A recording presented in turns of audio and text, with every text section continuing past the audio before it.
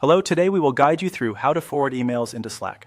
By the end of this walkthrough, you'll have a simple way to turn any email into a message that appears right inside the Slack conversation where your team works. Start in Slack and open the channel or direct message where you want emails to land. This is important because the forwarding address you generate will deliver messages to the exact place you have open. Look to the bottom left of your Slack window and click your profile to open the menu. From there, select Preferences to access Slack's settings.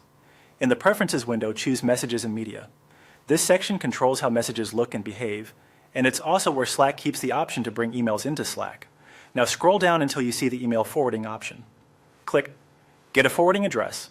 Slack will create a unique email address tied to the conversation you selected. Treat this address like any other private integration key. Anyone who has it can send messages into that channel or DM. When the address appears, click Copy so it's ready to paste into your email settings. Switch to your email inbox in a web browser.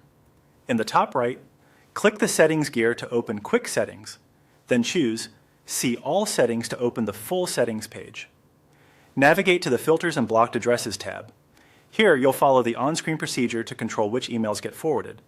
Typically, you'll create a new filter that matches the messages you care about, such as those from a certain sender or with a specific subject. When prompted for what to do with matching messages, choose to forward them and paste the Slack forwarding address you copied earlier. If your email provider asks you to authorize or confirm the forwarding address, just follow the prompts shown on screen and complete the confirmation. Save your changes when you're done.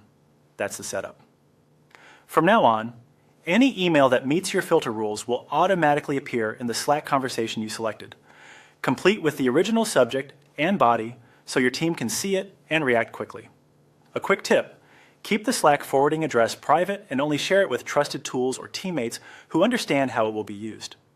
If you ever need to change where emails go, return to Slack Preferences and generate a new address for a different channel or DM, then update your filter. It can help to send a short test email to confirm everything is working as expected. You've successfully connected your inbox to Slack, reducing context switching and keeping important messages where your team collaborates.